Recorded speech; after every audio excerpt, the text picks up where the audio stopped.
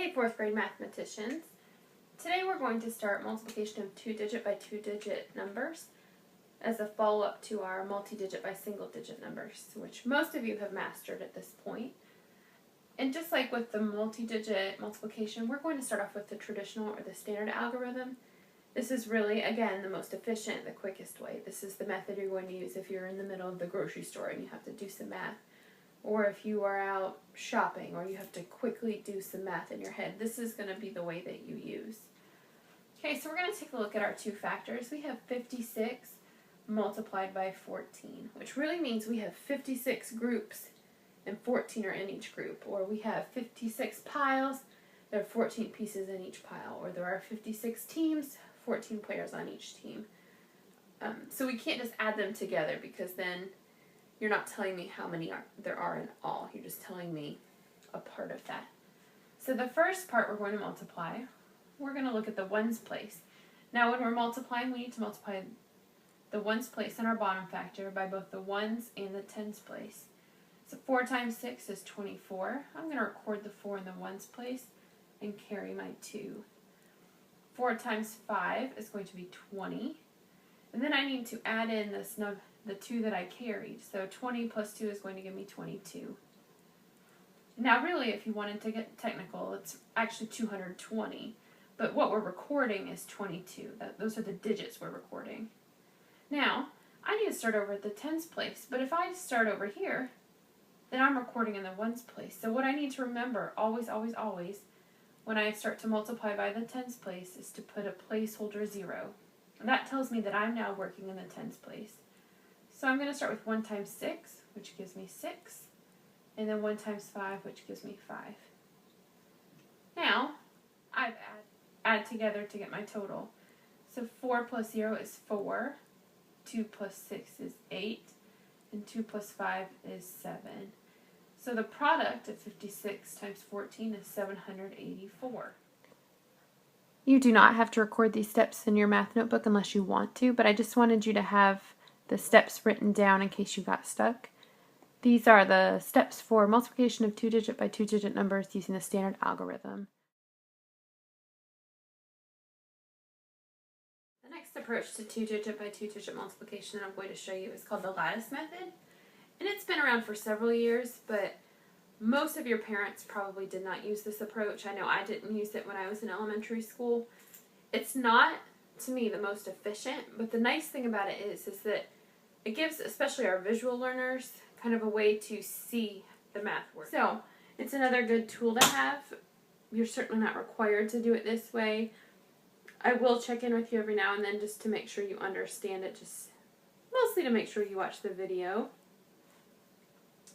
But for the most part, you're going to be able to choose which method you want to use. My vote is always for the standard algorithm just because it's the most natural to me. But if it doesn't come naturally to you, then you may want to think about using this method until you get it down pat. Working on a 2-digit by 2-digit multiplication problem is setting up your actual lattice. Now I'm starting with a 2 by 2 square. And notice where I've lined my numbers up. They're right along the edges of the square. And they each have their own section of the box. So after you've gotten your boxes drawn, you're going to make your diagonal lines. And I'm going to diagonally bisect, that means split in half, each box. And I'm going to continue that diagonal line outside of the box, coming out of the bottom left corner. Okay? Everybody with me so far? If it helps you, you can also extend it out this way, but you certainly do not have to extend it out that far. So now, we're going to do our multiplication. So when you're working on the lattice method, you go box by box. So in this box, we are taking 7 times 3. And what is 7 times 3? I know you all know this because you're becoming multiplication experts. 7 times 3 is 21. So, this part is very important. It's important where you place your digits. So this becomes the ones place, and this becomes the tens place. Okay? So 7 times 3 is 21, and I'm going to record it right there in my little lattice box. Now, I'm going to move on to this box, and it really, for the purpose of this portion, this step, it really doesn't matter what order you do it in. You can kind of use your preference. When we go to add it, that's when the order of things will matter, but for right now, you can work through them any way you want. So now we're going to take 7 times 6. Let's see, I don't really want to mess this up with a million arrows, but we'll go ahead and do them anyway. It's a different color so we can keep it straight. 7 times 6 is 42. So again, I'm going to record the ones place and the tens place. Now, I have effectively multiplied 7 by 36. I am going to leave those digits alone for just a moment while I multiply my 9 and my 3. So I'm going to take this 3 and this 9 and multiply those together. And I know that 3 times 9 is 27. So again, ones place, tens place. And I only have one box left to fill. And I'm going to take 9 and 6. 9 times 6 equals 54. I know you all were jumping up and saying that way before I said it. So props to you. Give yourselves a high five.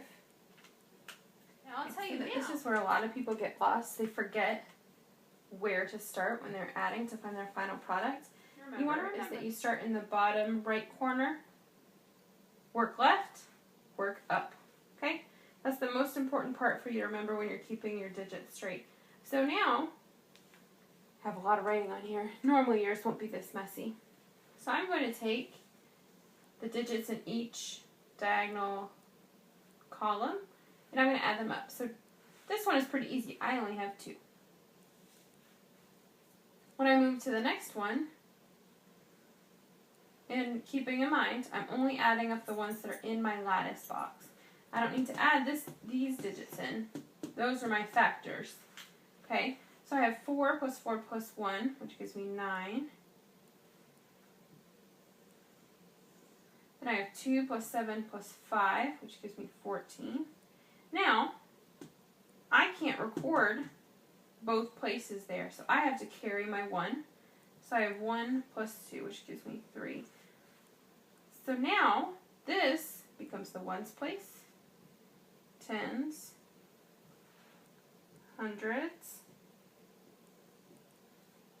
and thousands. It's an awkward angle to write at. So your product would be 3,492. You do not need to record these notes either unless you wish to have them in your notebook, but this is just a quick rundown of the steps to use the lattice method.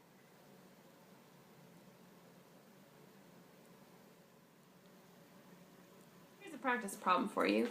I have to give Ethan 34 goldfish 12 different times because Jack keeps jumping up on the table and stealing them.